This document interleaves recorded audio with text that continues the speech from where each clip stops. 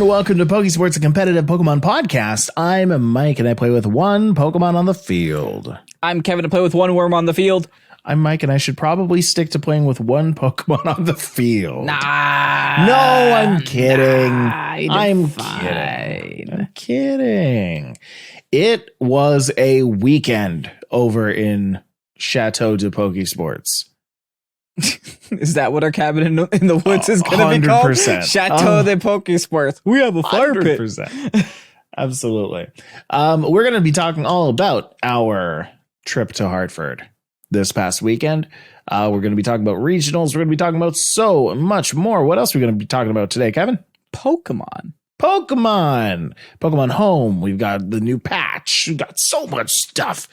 So you know what? Let's get into the home news, actually, because I think that's probably the most interesting stuff. We put our cart before our Mudsdale.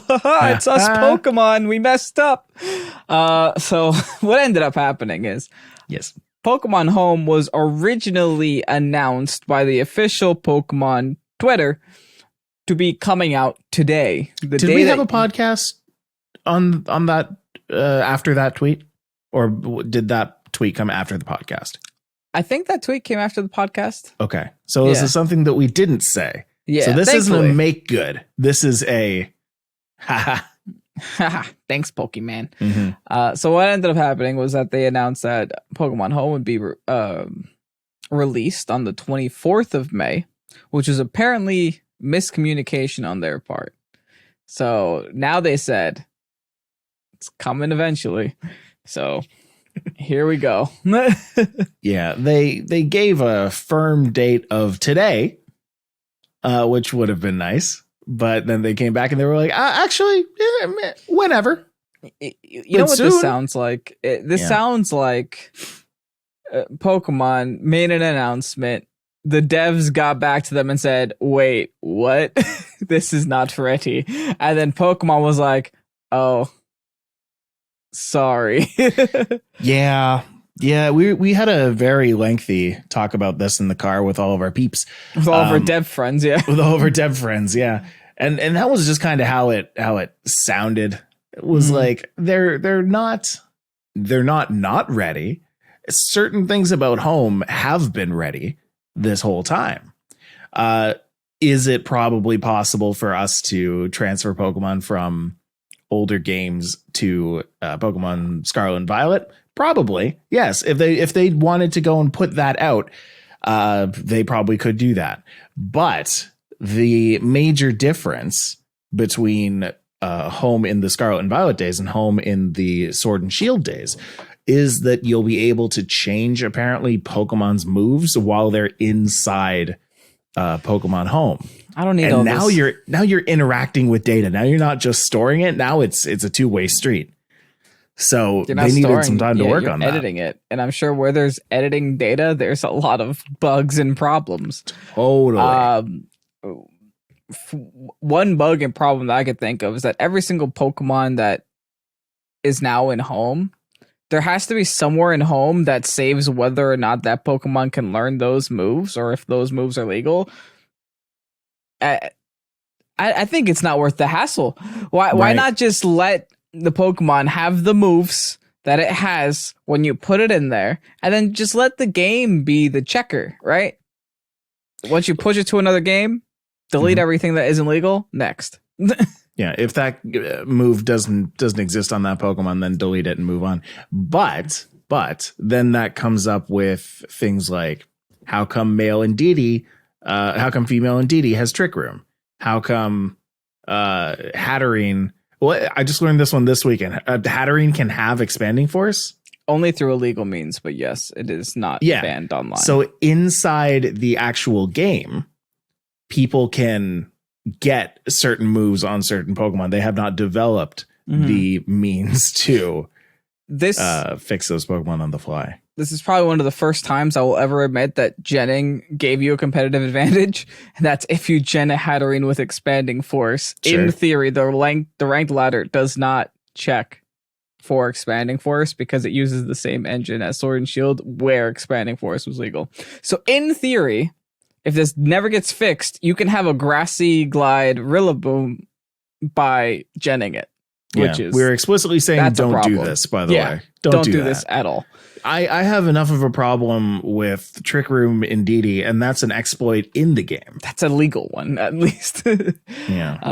I am on the side of getting your Pokemon battle ready through whatever means necessary, as long as they are legal, as long as everything is as it should be if you were just catching Pokemon and training them up and breeding them up, because the whole idea is that part takes arguably a very, very objectively a very long time to do. You can get good at it, but it'll always take a long time to do. Because there's so much randomness built into this game for fun that when you're trying to play it for fun in a different way, it would be so much easier if there was just a through line to that. Yeah. There's not many hours left in the day after you spent one watching a Cybertron video, and then you sleep, and then you go to work, and there's no time left. But that's something you shouldn't do. But yeah, Pokemon Home coming eventually. They're still on the early half of the year, but apparently what I read or what I heard, okay, because I don't read, was the reason why it said early 2023 was a translation error from the Japanese trailer, which in the Japanese trailer it says spring 2023. Also wrong. We're technically still in spring. Okay. Yeah, they've got a month. Got it. Cool. We're here. I mean, we're not in early 2023 anymore. I mean, first fiscal quarter has ended. Yes. Yeah. Couple months back. So who knows? Who knows what's going to happen? I'm hype. I want to use Ursaluna. I want to use Goodra. I want to use a bunch of new cool Pokemon. I'm tired of, not being able to. They've existed for over a year now. Sure, and I'll take my time to get there. I don't mind that. They also say the next patch for Pokemon Scarlet and Violet will release next week between May 22nd and May 26th. Are you sure about that? Are you sure? Smash cut to a month from now where they're like, we're releasing the patch. Here we go. This patch will fix an issue with competitions that affected the Japanese and Korean qualifiers for their national championships and the Pokemon World Championships, causing players to be unable to see rankings, face against the same opponents repeatedly, and be unable to exit out between battles. You heard about this? No. So the matchmaking system for the global challenges was so bad that people found ways to manipulate who they get paired with, and they can pair with themselves over and over on a second console and just win trade their way up. I guess not really win trade, but yeah. So that's no fun. GG's. So I think no fun. What they're going to end up doing is having the points not count, and then they're going to host other ones. I'm not sure how they're going to deal with that, but yeah, it is a big problem when it comes to, because the global challenge is how players in Asia qualify for their nationals, the Korean and the Japanese circuit. So if you exploited it, have you earned that spot? Not really. You took it away from someone who does deserve it. I'm really curious how they're going to perform in Worlds if they were actually let through. They probably won't do amazingly, but like I want to see them end up at the bottom of the list. Be like, you could well, I'm just happy to be here. Hey, some people, all they got to say is World's competitor and clout. That's, what, that is fair. If they did that, then they can go and put World's competitor on their Twitter bio, and that's it. That's it. They're set for life. The end. They send in their Twitter resume to a job, and the job calls them not 2 days after sending in the resume, not even 1 day.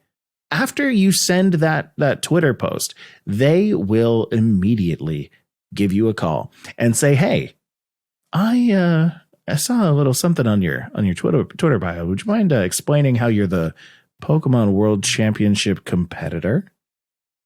And they'll say, "Yeah, that was me." I got there. I played it at home. Completely legally and fairly. Yep. So yeah, that's what this patch is about. Which, hey, it shows that they're willing to hot fix something. I'm glad. That's a hot fix right there. Pokemon is very rarely ever hot fixed anything.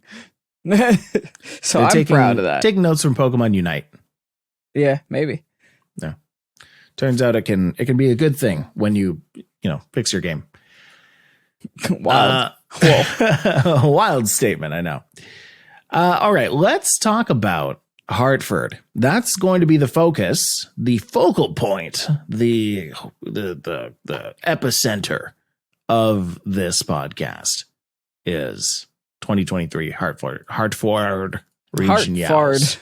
Hartford Regionals. This weekend, May 20th and 21st, we had 675 players attend Hartford, Connecticut. More people than Hartford, Connecticut has seen in its life. It took us a very long time to find where the city started. I'm still not sure we found it. And they all played Pokemon Scarlet and Violet. I'm kidding, by the way. If anybody out there lives in Hartford, Connecticut, more power to you. Well, oh boy. Now the focus is on Kevin. Yeah, Did you hear what he just said? I'm from Jersey. I'm allowed to hate on Connecticut. It's part of it's part of the banter. They'll hate on you right back. It'll be a fun little back and forth. We'll love it. Yeah, I mean, Hartford was fine. All right. We couldn't find an Airbnb within 30 minutes of the place. So we got one 40 minutes away from the place. It was mostly our nice. fault. It was this little cabin in the woods. Why was this our fault? We decided to have a lot of friends. Oh, that's fair. Yeah. Oops. We decided let's all be together, and oops, all friends. Could have just had two adjointed hotel rooms. It's fine. Cabin in the woods. Yeah, cabin in the woods. So we found a cabin in the woods. It was great. It had a fire pit in the backyard, and we made use of it. Oh yeah, we roasted some marshmallows, made them all roasty toasty. Mike had an invention, right? Okay, so first of all, I'll give you the credit at the beginning though, because you were the one who so desperately was like, we got to make s'mores. Yeah, we just got to do it. We had a fire pit. We had 7 people in the house, and you managed to convince all 7 of us. Took me a couple hours. Yeah, to go and get s'mores. They were like, fine, Kevin, we're going to get s'mores. At first, everyone's like, we don't need s'mores. Because for some reason, I was talking to Rowan, or I think Rowan was like, when you said s'mores, I thought you meant like go out to a restaurant and get s'mores. It never clicked that you wanted to use the fire pit. I'm like, what? What? I didn't know that. Rowan, you're supposed to be the smart one. Amazing. Yeah. Okay. So we went over to Target. We picked up the s'more stuff. We went back that night, had s'mores. My invention. All right. Here's my invention. You know how when you make s'mores, right? You have graham cracker, you have chocolate, you have marshmallow, and then you have another graham cracker. You put them together, eat them. Yum, yum, yum. Delicious. It's a little s'more. You can just skip the whole add chocolate to graham cracker by something called a chocolate chip cookie. So you just get 2 chocolate chip cookies, right? You roast up your marshmallow, nice and roasty toasty. We got these little rectangular prism ones. Oh yeah. That, very convenient marshmallows. We're just so good for s'mores. You take the 2 cookies, you sandwich them on the stick like you would with graham crackers, I suppose. And then you pull off the marshmallow. And then you have the cookie. My mistake was buying the hard cookies. If I had bought the chewy cookies, that would have been the most delicious thing that anyone has ever had. We were in a Target, so if we went to an actual grocery store, not a department store, we might have been able to actually go to a real bakery that has legitimate cookies in it. Yeah, but oh well. Next time. Next experience, next fire pit. The other thing that Mike invented, because Mike's just a genius when it comes to s'mores, apparently, was taking the rectangular prism, and then a little tiny Hershey piece, stick it in the marshmallow, and then roast it while melting the chocolate at the same time. That's right. Yes, you take the chocolate, you put it in the marshmallow, you roast them both. And by the time you eat it, it's a molten piece of chocolate inside a molten marshmallow. But you know what? It doesn't matter because it's the most delicious thing you've ever tasted. You also dropped 2 marshmallows. Hey, listen. Hey. By doing this experiment. Hey. Pokemon battles are full of surprises. Just let that be. Let that be it. They're still in that pit. They burned. They burned hard. But no, it was a good night. It was a very good night. And then everyone went in and played Tears of the Kingdom. This was the night before day one. I think this was immediately after day one. This was day one. We wanted to cry our sorrows away with. Yes. So 675 people in the Hartford, Connecticut Convention Center. First of all, can I just say that convention center rocks. That convention center was the best one that I've been to so far, including like nationals last year and whatever nationals is going to be this year. That convention center, something about it felt so good. It was like, it wasn't bright. It wasn't cold. It was just like brown and black and darker colors. The lights weren't crazy. It was wicked nice to ceilings, have ridiculously high ceilings, not rusty, like air conditioner vents above you, but like actual painted air conditioner vents, all blacked out as well. It was a nice place. It was perfect for a Switch screen. We weren't like congested like sardines like we were in Orlando. I liked it a lot. It's really, really good. It was one of those places that like didn't make you feel like you wanted to leave when your battle was done. In fact, we never did. We never left that room. And I guarantee we are not the only ones. We had enough space to stay. Yeah. It was so big that we didn't have just one spot that we were congregate to. We created new ones. And somehow we all just kind of agreed where they were. I think we kind of gave a little bit of a survival guide last week, right? We were talking about finding that spot. Yeah. Yeah, you got to find the spot. We did not do that. We broke our own rule because the convention center was cozy. Mm-hmm. It was good. I really enjoyed that. The battles, though, they were all right. We'll talk about those later. I think Kevin and I learned that preparing for a regional, specifically a regional and a national, preparing for any kind of in-person event or any event, you should probably play a little bit more with your team. You should probably know your team a little bit better. Historically, we haven't had too bad of a time running with teams that we barely know. I had a worse time than Kevin did. Let's just say that off the bat. By the end of it, I ended up like 4-5, but I was like 4-2 at my highest. And then I just started feeling sad after every single loss. After you ran hyper offensive, that's not easy to run in a tournament. It's not easy to run while sad. I think hyper offensive, in my opinion, it's looking beyond Mike's sadness. It's very good in best of one. You can cheese out a win nice and quickly, and I usually did. Yeah, but the second that they get the time to think in between rounds, and they're just like, okay, I know what he wants to lead. I know what he wants to do. What can I do? It's like, okay, they kind of find their way around. They figure it out after a while, and then they start to smack back, and then you start to think about what your turn should be. And when you have to think, hyper offensive dies. Yeah, you can't think with hyper offensive. No. But we'll talk about our teams in a little bit. Yeah. Or do you want to talk about the teams right now? Why not? What'd you bring?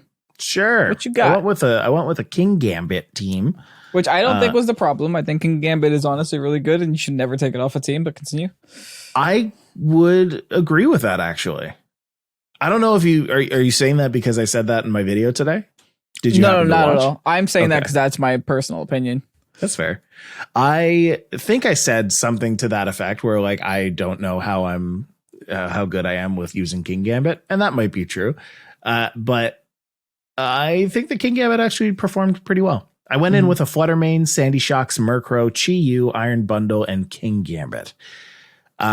Team, again, yes, very hyper offensive. The Chi-Yu is built a little bit more bulky than others so that it can stay alive longer, so that your Iron Bundle can do more special attack damage, so that your Sandy Shocks can do a ton of damage, so that your Fluttermane can do a ton of damage, all kind of enabled by the Murkrow as well, because the Murkrow has Sunny Day and Tailwind. So you're able to give some speed control while also tossing in Sunny Day, giving in that extra damage for Chi-Yu and Fluttermane and Sandy Shocks. 3 Pokemon that benefit really, really well from the sun. And if that doesn't do it, then you toss in the King Gambit with Terra Blast and Terra Fire, so that you can Terrastalize and hit them with another fire move under the sun. Spicy. Big damage. Spicy.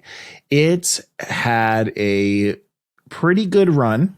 What were you struggling against, do you think? I was struggling against people who were outplaying me. Oh, okay. So there wasn't like one Pokemon where you're like, okay, this thing is kind of nuts against my team.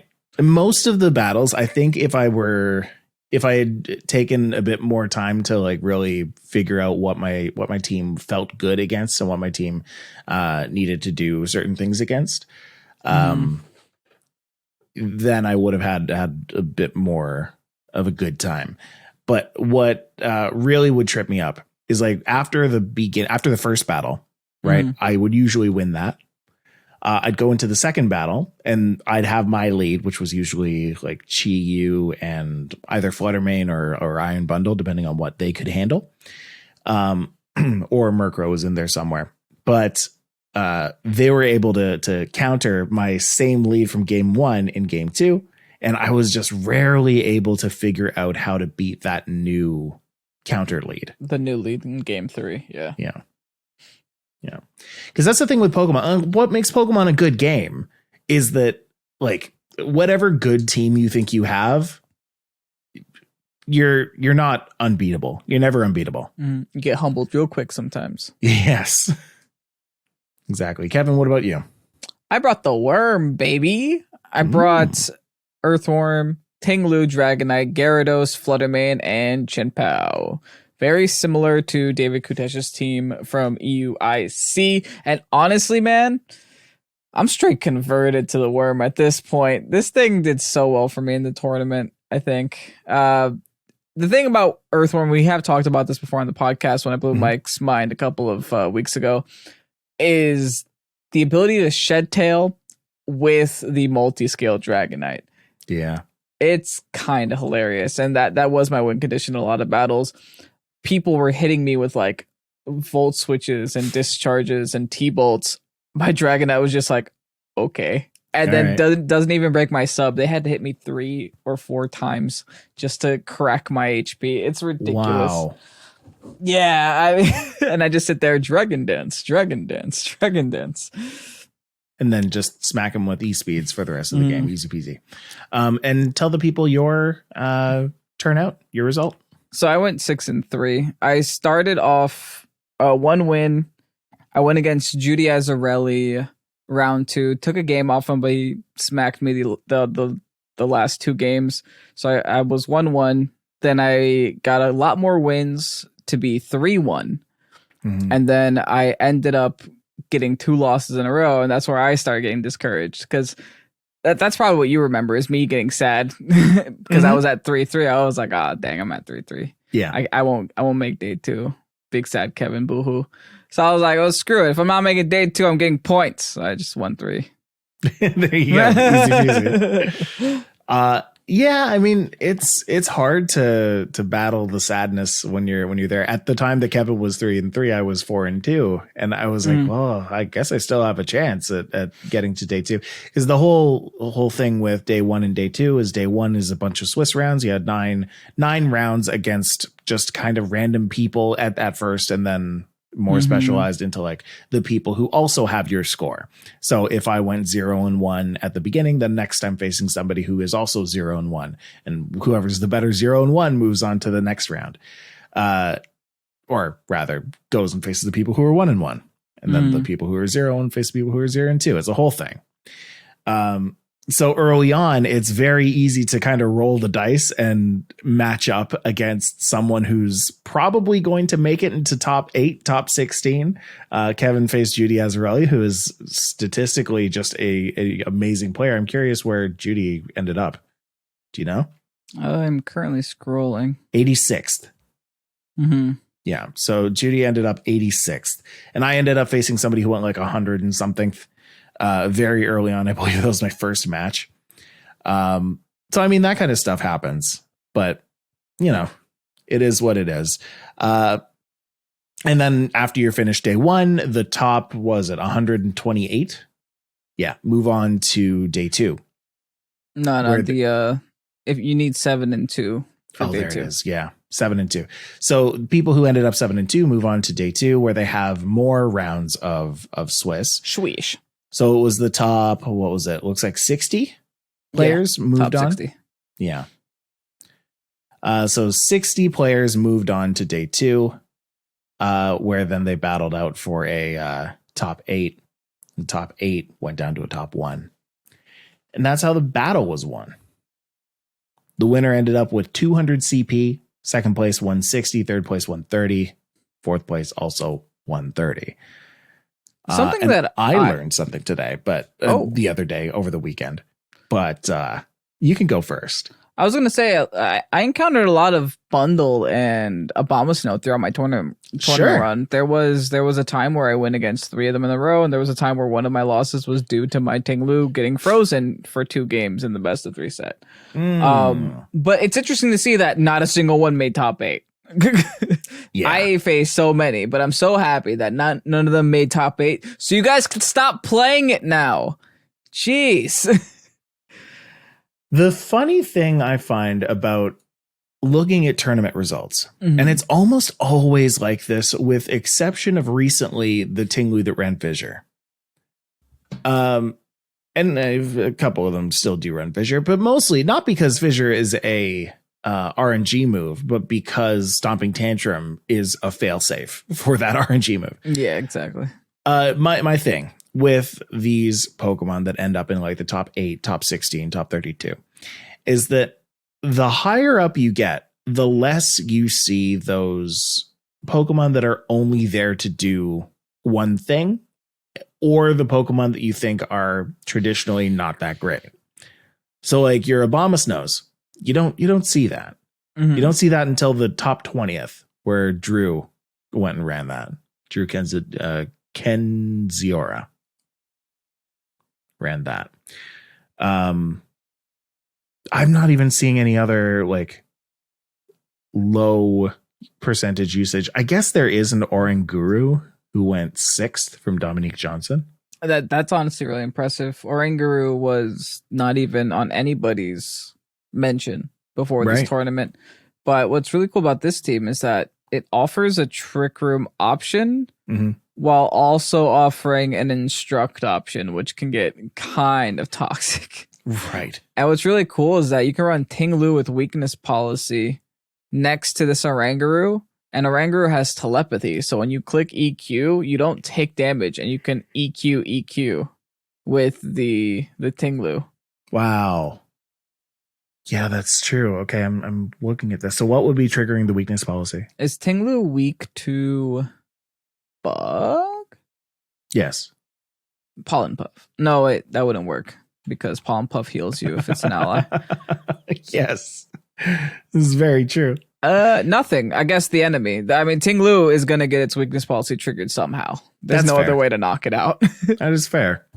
It is weak to a lot of things in the game, though. Fighting Bug, Water, Grass, Ice, Fairy. Very common things, yeah. Yeah.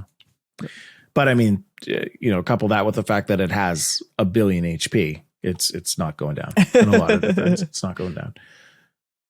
But yeah, not seeing a ton of Abomasnows up in there. And then the closer you get up to the top, the more often you're now seeing the same kind of Pokemon, mostly. This wasn't a tournament where all 8 in the top 8 were running Fluttermane. So that's great. Yeah. We have 6 instead of 8. Yes, exactly. And we have 6 Iron Hands again instead of 8. I like what Victory Road did, that they put all the yellow Pokemon at the end. So we have Dragonites and Iron Hands on just like in a straight line. Oh yeah, you're right. That's fun. I can appreciate that. There's what, 6 Iron Hands, as many Iron Hands as there are Fluttermanes. How many Amoonguses made through this one? 6. 5. 5. 1, 2, 3, 4. Yeah, 5. 5. Only one Azumarill.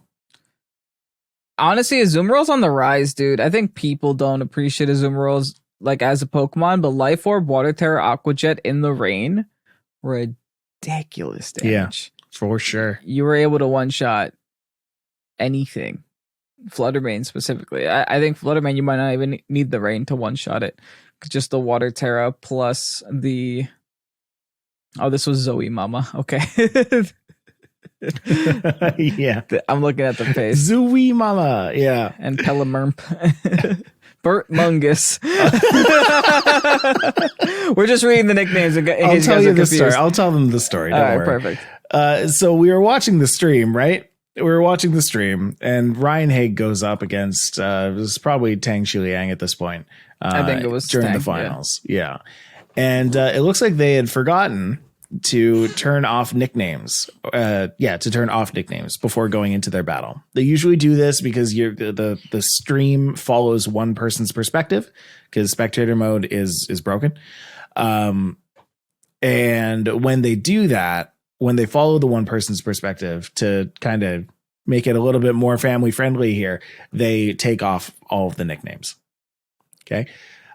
So in Ryan's team, in that one game that they forgot, we got to see such wonderful Pokemon names as Zoe Mama, Pelamerp, Burt Mungus, and Business. And that quickly became my favorite Pokemon of the day. It was a Iron Hands, but its name was Business. Every Iron Hands you ever have on your team from now on is named Business. And we're sending in the business. Now the other two's names were Pepperoni and Jolden Joe, but while those are amazing names, I gotta give it up for Business. Pepperoni's a Fluttermane, Jolden Joe's a Golden Go. Also, do you think you had to tell people that Jolden Joe was a Golden Go? Yes. Okay. I definitely had to tell people that Pepperoni was a Fluttermane. No, well, Azumarill was Zoe Mama. So, which one was Pelamerp? The cool thing about the Golden Go is, do you notice something about the Golden Go? The Jolden Joe has Trick and a Choice Scarf. And also Nasty Plot with that Choice Scarf. Yeah. The double non-attacking Choice Scarf. It's pretty respectable. That's the idea is interesting, to trick it away turn 1, I guess. Yeah. Sure, you can do that.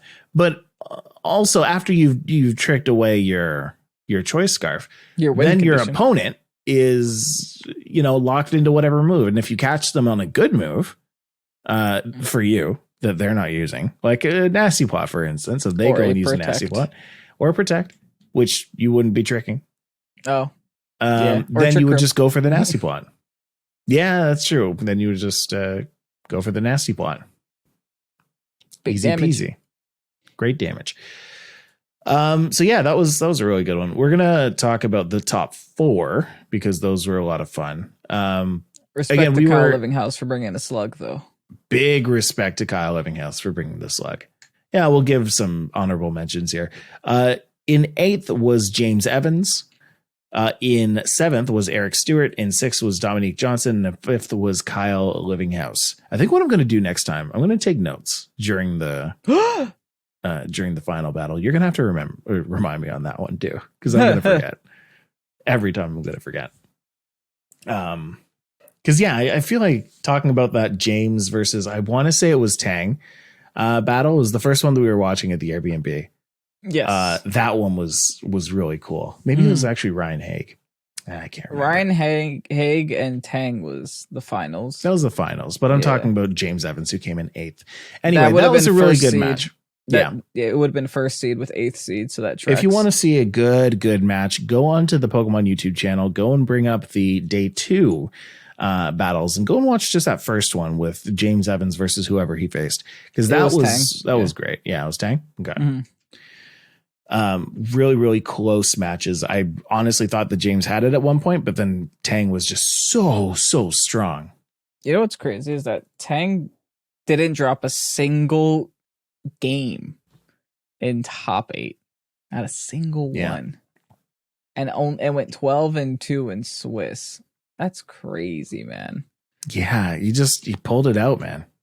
But the thing is, like, he didn't lose to James Evans, he didn't lose to Wolf Glick, and nobody. Nope, not even Ryan. It was his tour to win, and he knew it. In my opinion, it was actually between the two people who it ended up between Tang Xiliang and Ryan Haig. I thought Ryan Haig did so well. Oh, Ryan also didn't drop a set. Gosh. Didn't drop a single game in top 8. Wow. Right. This finals was legitimately the best. Like, the best two players that were in this top 8 faced each other. They 100%. both played very 100%. Well. And we're going to talk about them. But first, let's talk about who came in fourth, which was Sohaib Mufti, who went in with Chen Pao, Dragonite, Amoonguss, Fluttermane, Arcanine, and King Gambit. And this is honestly what Violence should probably be. Very similar to Tang's team, but yeah. Honestly, this team is this is good stuff, right? This is what Palance has evolved into now. It's like, okay, we're done playing Palafin. Who needs water type anyway? Let's put King Gambit on our teams.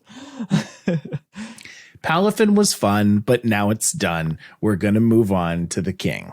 That's what everybody said when they were asked to play a Palafin. Yeah, so Hybe's team is... Whoop. That's what everybody said when King Gambit was introduced. The King Gambit that it looks like a lot of competitive players are currently playing is like the full dark move black glasses set. So they don't run Iron Head. They don't need it. You know why? Because one Swords Dance is all you need to one-shot a Fluttermane with Sucker Punch and Dark Terra. And with black glasses, it's so hard to attack this thing. You could sit there and click Sucker Punch after one Swords Dance and put so much pressure on your opponent because of how much damage you end up doing. Yeah. Also, Hal Arcanine is on this team. That's spicy. Hal Arcanine is on this team. The one thing I'll say, and people who hear me say this are going to be like, yeah, duh. King Gambit, big weakness is sucker punching things that shouldn't be sucker punched. Yeah, duh. But listen, it's not holding back. It's a good Pokemon, but everybody knows the things that it's going to do. Everybody knows that it has Kotal Cleave. Everybody knows that it has Sucker Punch. Those are the only two that everybody knows that it has. People aren't really going to see Sword Stance coming. They're not really going to see Protect coming sometimes. But when you see a King Gambit, the first thing that hits me in the head is like, oh, watch out for Sucker Punch. Same thing with Chen Pao. That's fair. Same thing. There is a way to like manipulate it so that your opponent doesn't have a choice but to attack. And that's by knocking out their other 3 Pokemon. No, you taunt them. Yeah, that's fair. Knock out 2 Pokemon. But yes, if you taunt them, then they're kind of stuck there. They're like, oh, well, I guess I have to attack. It is incredibly slow. So anything with priority is just not going to be. Yeah, it's not going to have a good time. Mandatory. Yeah. So the Fluttermane was just good. The Amoonguss was just good. Everything else is, just kind of normal for a team. The Dragonite has low kick, which is a little unseen, but it was just a good team, played really well. Low kick's good into Tinglu. That's why. Thing's heavy. Yeah. Yeah. It's a good team, played really well. And there's a lot to be said about that. A team without all the new gimmicks and all that. That's just like, it's there to take names. It's there to get top 8. Yeah, that's right. And then there was Wolf Glick, who came in third. Very familiar name. Obviously, he's been in the scene for a very long time, done a lot of great stuff in competitive and outside of competitive. He came in with a Chi-Yu, Gyarados, Iron Hands, Tinglu, Amoonguss, and Flaffy. I mean, Flutterman. My bad. Did you see? Please tell me you guys have seen that that post on Twitter, or maybe just watching the live stream where they accidentally put a Flaffy on Wolfglick's team. Yeah. They did that. It's very easy when you type in FL and the thing just kind of shows up. That did like spark something in me though, because I was like, this is a production mistake, but I actually got a little bit of insight as to what production does to make that happen. They have a whole master list, probably. They have a master list of every Pokemon back there. Mm-hmm. And they probably just like, I don't know, type in the first couple of letters, it'll pop up, and then they'll send it. That's so cool. I thought that was so cool. We got a little taste of production. Yeah. Yeah. I got a little taste of Pokemon production. Something I respect about Wolfglick's team. Yeah. Is that he wasn't having it when it comes to Chiyu. Chiyu notoriously just has a bunch of moves that never connect because you have Heat Wave and Overheat typically on a set. Wolf said, screw that, Flamethrower. And it takes a pretty brave person to be like, yeah, Heat Wave isn't optimal. I can lose a game because of it. Flamethrower does the same damage. It just doesn't hit as many people. So, hey, it worked. It works. It works. I mean, some people run Overheat, some people run Heat Wave, but there are downsides to both of those. Why not just run the thing that doesn't have downsides? Yeah, exactly. The 90% that you got to constantly gamble with. Mm-hmm. He also brought the Gyarados, I want to call it. The one that has Waterfall and Thunder Wave and Taunt. I had the same one. It's a good Gyarados. It works. Yeah. I think Gyarados is really good. And it kind of made me realize that in this regionals, status was a huge thing. Mm-hmm. Like, especially in top 8, seeing everybody status each other, put down spores where, you wouldn't really expect people to put down spores. It was interesting to watch, but more interesting than that, I think, was the fact that all of these people who brought Lum Berries were getting their Pokemon status anyway. Yes, because they just double it. They're like, okay, nice Lum Berry. Let me get rid of it so I can do it next turn. That's right. Because typically when I see Lum Berry, I think I'm not going to status that. Why would I status that? It has a Lum Berry. Exactly. Why would I go for that? It's just going to bury it away. No, you bury it so that when you actually status it and do the thing that you wanted to do to it and the thing that it was scared of you doing to it, then it has the thing done to it. Mm-hmm. If you don't want your Ting Lu, as Wolf did, to not get statused, you go and put a Lum Berry on it so that it doesn't get spored, so that it doesn't get burned. But you can still do both of those things if you just do it twice. You might waste a turn, but I consider it investment. You invest a turn in statusing a Ting Lu. Honestly, that's a very high level way of thinking. Because I definitely fall victim to, why would I waste my turn here when I could just not? Right. But in reality, sometimes you need to make preemptive choices like that in order to give you a better outcome in the end. Your team probably doesn't appreciate getting hit in the face with a Terra Dragonite at +1/+1. Maybe I should burn it. Even if it takes me 2 tries, maybe I should get this burnt. Maybe that's just that worth it to get this thing burned. Yeah. Yeah. I think that was my major takeaway from this tournament specifically, that I don't think I've thought about in any other tournament before this, was just that, like, don't be afraid of the Lum Berry. You're already not afraid of the Citrus Berry because you know that the Pokemon has to go down. You might be like, oh man, he's a Citrus Berry when it triggers when they're at low health, but you move on, you attack again. You don't skip attacking a Pokemon because it has a Citrus Berry. So why would you skip statusing a Pokemon because it has a Lum Berry? Yeah. And the answer that some people might say is because statusing a Pokemon doesn't knock it out. Well, that's kind of on the route. It's on the way there. I mean, it does make it it does worse than knock it out. Statusing a Pokemon is worse than knocking it out, because at least when you knock it out, you can switch into something healthy that can destroy you. When you status a Pokemon, you render it practically useless, and it's a wasted slot on your opponent's side of the field now. You can, absolutely. They now have to commit a whole turn to swapping that spot out, which is just very big loss of momentum. I think it does a lot more. The thing is, like, when I play Trick Room and you knock out my 2 Trick Room setters and I'm able to set it up and I get that free Torkoal switch, I'm the happiest little boy. I'm like, okay, full health Torkoal specs fire Terra kaboom. Like, good luck. I want to say that was a big thing that happened in Wolf's and Eric Stewart's game. In their best of 3 in the top 8. It's just there's so much status on both of those teams because they're both relatively similar. You've got, an Iron Hands here, an Iron Hands there. Yeah, it's pretty much the same team. Is it the exact same team? Wait a second. It's the exact same team. Oh my gosh, it's the exact same team. So yeah, you've got a lot of different status moves. in that. different moves in some of them, yeah. And a different berry on the Gyarados.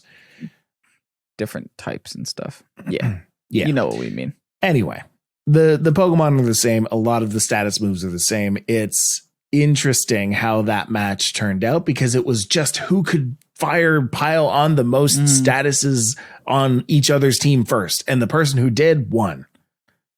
So that was interesting to see. So that was Wolf's team. Next, we've got Ryan Haig, and I should mention that 3rd and 4th again walked away with 130 CP and $1,000. The second place winner, Ryan Haig, walked away with 160 CP, $2,000, and went in the tournament with a Fluttermane, Golden Go, a Moongus, Pelipper, a Azumarill, and Iron Hands. The business. Respect bringing Pelipper in this economy. I really do. It is not it's not a great time for Pelipper right now, but you know what Pelipper does do is enable Azumarill even further. Yep. And also in a world where Blizzard spam was popular, and I'm pretty sure a lot of players went into this tournament realizing Blizzard spam is popular, Pelipper is able to slow down Blizzard spam, slow down Sand, and slow down Sun. In better ways that any other weather really can do. Because the thing that I always found interesting with rain and why rain feels very dominant when compared to other weathers at the time is that rain setters are water type. They can deal with the fire types that set sun. Rain setters can also deal with the rock types that set sand. Rain setters also resist the ice types that hit you with blizzard. So it does feel like rain has a little bit of an advantage when it comes to the other weather. So if you could just find a place to make it work, it's scary. Right. Nerfing specifically Chi-Yu is also pretty big. And I say that because I brought a Chi-Yu, and anytime I saw weather, I was like, oh, I'm a grumble. But mainly because Chi-Yu is huge right now. It's like one of the top 5 Pokemon that's being brought. And so if you have a Pokemon that can just, soften the damage that can do, you can bring things like Golden Go, like Ryan did. You bring in a Jolden Joe, you bring in Burnt Mungus. You save so much damage just by getting a little bit of drizzliness out there. Same with Business. Business is a grass type in Terra. Yeah, Business the grass type is a Terra grass. So you have that out with the water, and you're having a good time. Water the flower on its head, you're good. Yeah, but we've beaten this team to death. It's a really good team. Highly consider using that or taking inspiration from that. Open Poke Pastes are, of course, over on Victory Road. And then the last one, Tang Shiliang, who walked away with $3,000 and 200 CP. Went in with a King Gambit, Fluttermane, Arcanine, Chien-Pao, Dragonite, and Iron Bundle. So yes, this is a good stuff team. This is definitely a good stuff team. But again, good stuff team played amazingly. Makes for a winner. Yeah, honestly, this team's really good. It's interesting to see he decided to go King Gambit Fire Terra with Assault Vests, because it does seem like a lot of people kind of shied away from that because they wanted the double Dark Stab, Black Glasses, Dark Terra thing. But honestly, both King Gambit is never bad. It's like how can you make King Gambit bad? It's nearly impossible, I think. So Such a good Pokemon. Yeah, kind of both sets just work at this point. If you have the Assault Vest open, might as well run it. The other interesting thing is here we have the Aqua Jet Dragonite again, and I'm still looking at it, and I'm still like, what does it do? But what I did, like, after like a week of brainstorming, it's stab against the Flutter Mane that'll do damage to Flutter Mane, and I think that's honestly the one stab? thing it does. Not stab. Priority. Priority, yeah. Yes, absolutely. I was looking at Aqua Jet. I'm like, where's the water? Where's the water on the Dragonite? I can't water. see it. I don't see water. It's Dragonite is thirsty. No, but exactly. It helps to KO the Flutter Manes, and Flutter Manes are everywhere. You still need an ability to take out the Flutter Mane when you are a Dragonite. And some people, when they're not choice banned, will opt to just like lean really hard into the multi-scale and hope that it doesn't go down in one. But good luck. Maybe it's just a little easier to KO the Flutter Mane before it can attack you at all. That's a fair point, yeah. Yeah.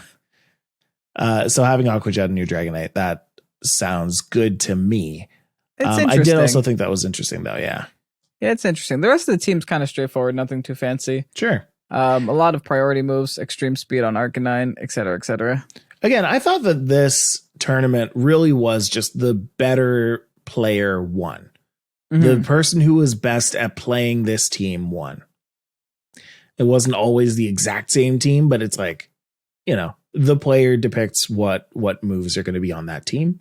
The 1 or 2 or 3 or 4 other Pokemon that'll be substituted in for at least one of them. One of the average team. And at that point, it's just who can do it best. I will say this, meta feels healthy to me. It feels nice. Like, yeah, you can go ahead and complain that there's Amoonguss everywhere, there's Flutter Mane everywhere, there's Iron Hands everywhere, which is valid. They are everywhere. They're good Pokemon. Good Pokemon are going to be played more. Shocker. But what I do appreciate is that we can still encounter mons like Oranguru sneaking its way into top cut, Glamora sneaking its way into top cut, Azumarill, Wochen. And if you scroll through this list, people are bringing some pretty brave things on some of these teams, man. I'm seeing Scizors, I'm seeing Paldean Tauroses, I'm seeing Dreadnoughts. You keep scrolling, Meowscarada, 52nd made Meowscarada, Earthworm, Stonejourner. Like, the meta's healthy. I think it's really healthy, and it's probably just going to get worse from here. Totally. It's probably just going to get more bad. Sufficiently toxic for the rest of the next 2 months. What do you think Regulations D is going to be? So I maintain that it all depends on when Home actually comes out. Because if Home comes out in the next month, I'm going to say Regulation D involves Home. Okay, so just Home, same thing, but Home? Well, Regulation D is going to be the World's one, right? Yeah, we're not getting Koraidon, Miraidon. I don't think so either. I don't think that's what's going to happen. And we were talking about this too over the weekend, that this is the first in a while, the first Worlds where we're actually getting multiple Worlds within one game's life cycle. Sword and Shield, we didn't get Worlds until the end. And so the end had like a ton of Pokemon, including Zacian, if I'm remembering correctly. Yeah. Yeah, of course. Yeah, of course. Series 12. It's been a while. At least a week. They included the legendaries already, and they had been for a while. But we hadn't had any kind of Worlds without it. This time, we get Scarlet and Violet with its evolving cast of characters. We get it before the full DLC. Yeah, for now. So, as far as we know. So I think it's going to be either Home, or if not Home, then it could be just the same as this plus Walking Wake and Iron Leaves. Yeah, I think it's Home too. I think it has to be Home. Yeah. Back to what Mike was saying, typically games life cycles include regional decks, then 1 restricted, and then 2 restricteds when it comes to like worlds year after year after year, because it's a 3-year life cycle for the competitive scene. So the only natural thing would be that worlds would be regional decks, which I hope includes home, because there's a lot of cool Pokemon in home that we can't play with right now. Yeah. Incineroar. So it could be very easy for them to be like, okay, if we go by that same logic of 1 restricted next year, 2 restricteds the year after, where next year it's all of the DLC included in that worlds, maybe 1 restricted, maybe a new format in the way that they do that. Maybe that we're already at 2 restricteds. I don't know. But let's say that we keep it in 1, and then the next year, when they release their second round of DLC, which I'm sure they totally can. Can't wait to go to the Grapefruit Academy. The Grapefruit Academy. Then they include those Pokemon, the Grapefruit Pokemon, and 2 restricteds, including Koraidon, Miraidon. And we can finally use Electro Drift in peace. It's about dang time. In a minute.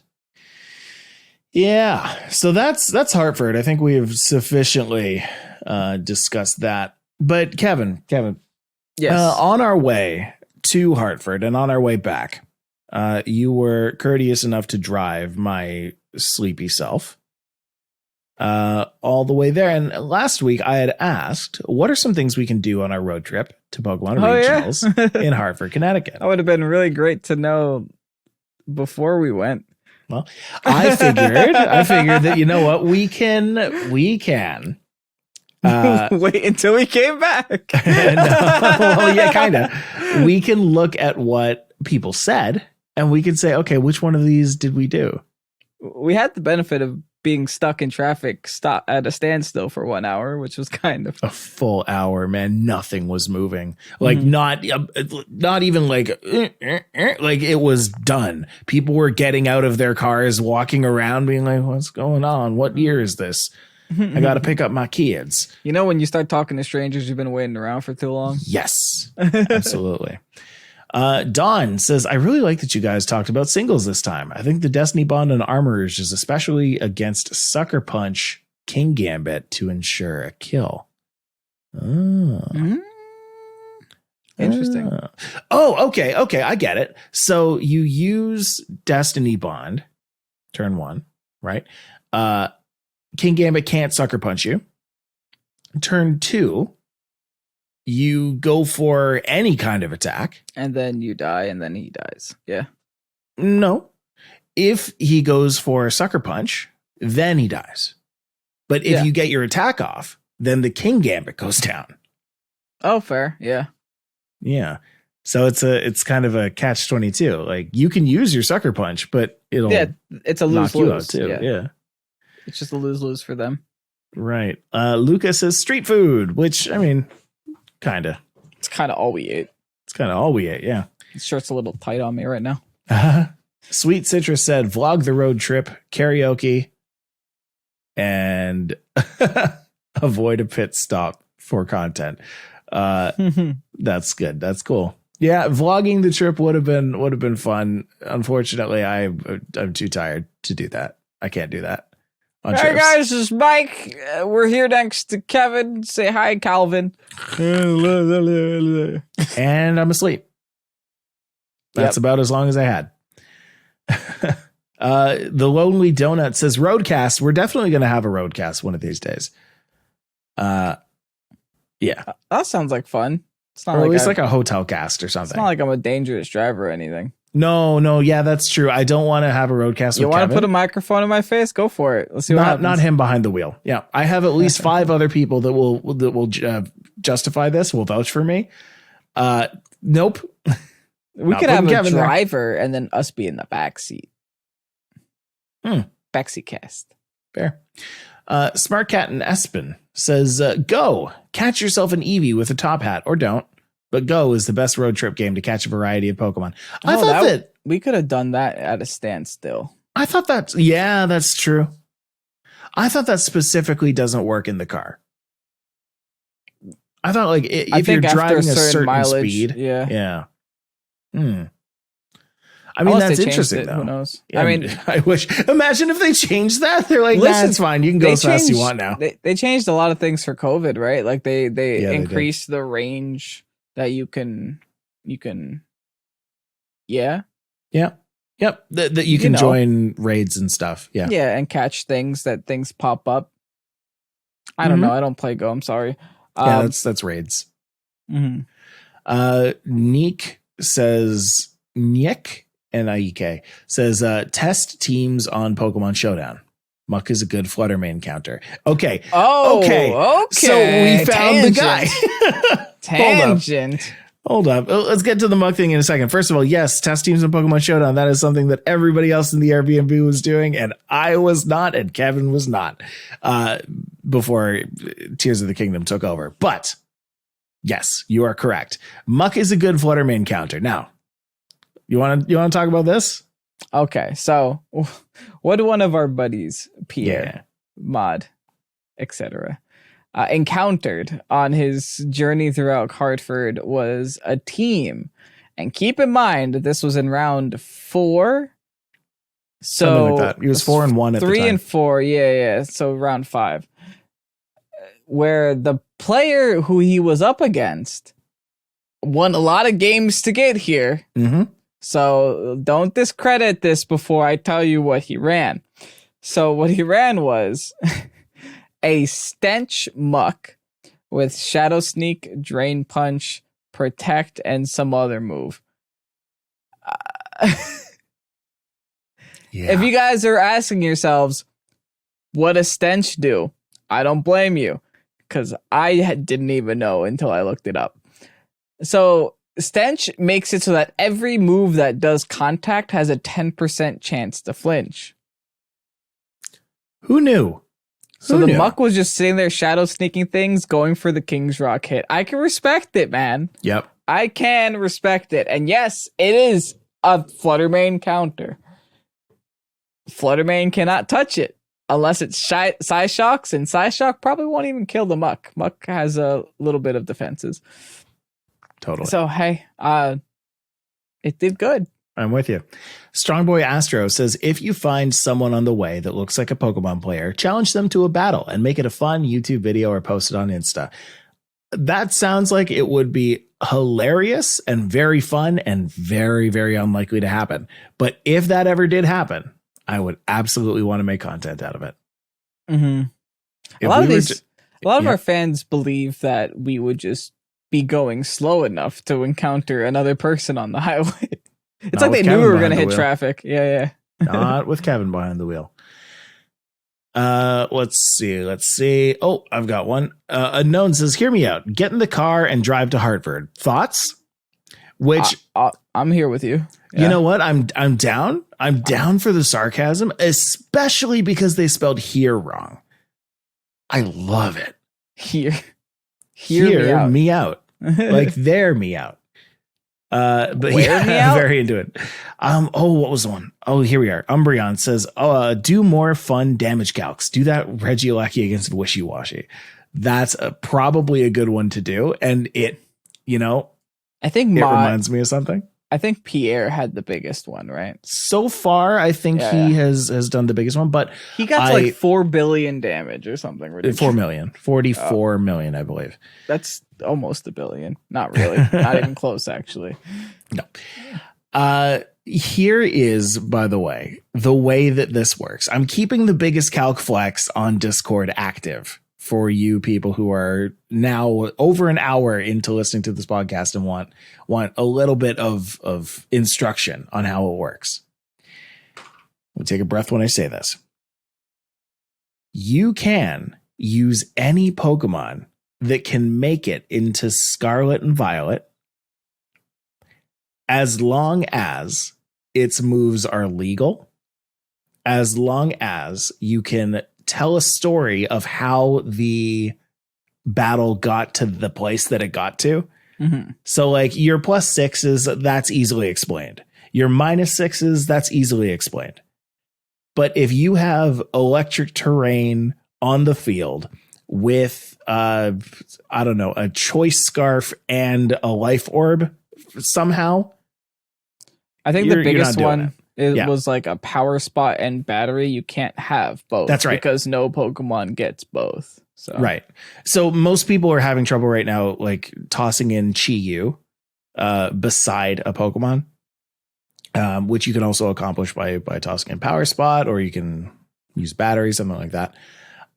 Those are all okay as long as you can explain the situation, as long as somebody can replicate it. Can be on the other team. Yes, exactly.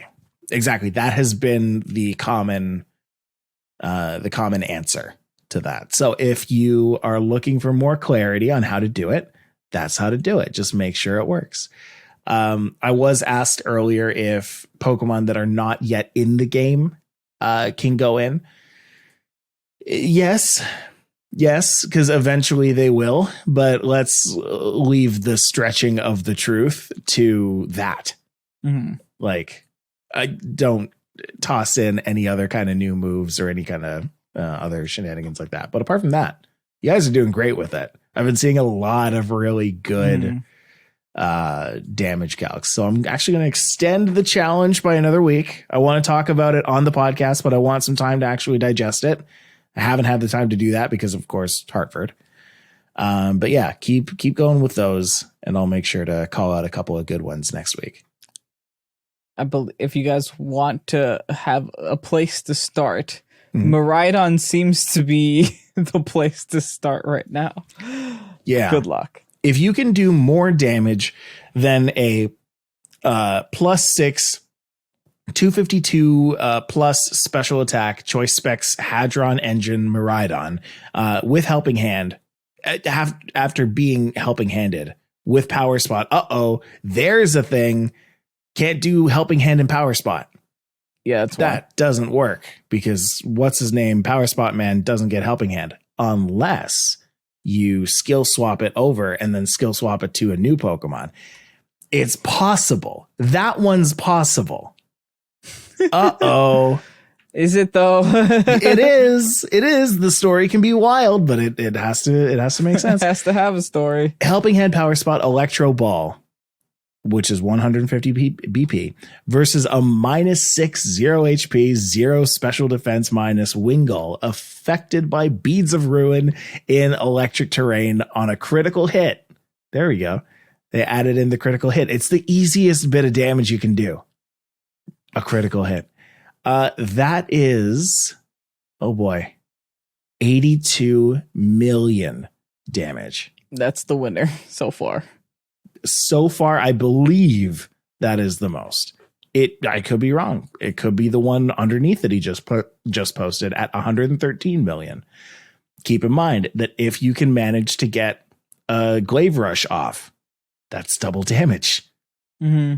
But you also need a way of getting that Baxcalibur out of the field on that same turn. So red card. Yes. Oh no. But how do you get the choice specs on? Trick. There's some way to trick. Okay, hear me out. What about scarfed? A scarfed Glaive Rush Baxcalibur next to a discharge. A discharge Miraidon. Okay. So that when you go for the discharge after the Glaive Rush, the Baxcalibur leaves. Oh, but it's their team. Okay, they have a scarfed Baxcalibur that used Glaive Rush. If Baxcalibur is off of the field, because I just learned a new thing about how this works. If Baxcalibur is dead after it uses Glaive Rush, does it still apply for the next turn? No, it shouldn't. Okay. Because I now know that Glaive Rush doesn't apply if the Baxcalibur uses a priority move and goes first the next turn. Technically, if you just click protect, that works too. Yeah. Right. Wow, that's nuts. Anyway, yeah, I shouldn't brush that off because there are probably some people who don't know. If you use Glaive Rush Glaive Rush is active until Glaive Rush is like negative effect where your team will take double damage. And it is both of them. Yes. Yes.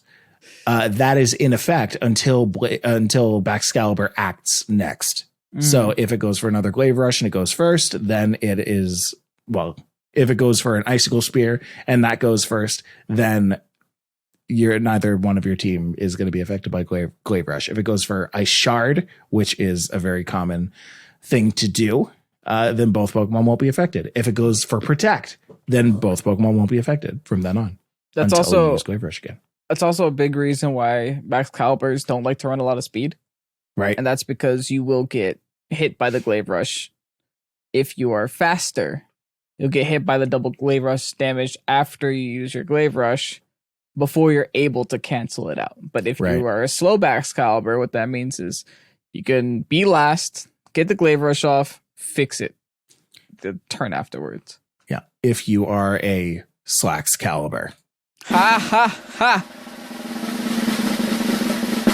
That's not a badumps. I thought that was going to be a badumtish. Uh-oh. There it is. We found it. Uh-oh. Pokesports. All right. I've been Mike, and that's been Kevin. This has been Pokesports, and this was a great time. I have a fun fact for you before we go. Yeah. Did you know that the German name for earthworm is Schlurm? Schlurm. It's a Schlurm. Wait, so we have a Schlurp and a Schlurm? A Schlurm. Yeah, we have a Schlurp and a Schlurm. And they look very dumb together. Yeah, silly. Very silly. All right, well, I have a fun fact.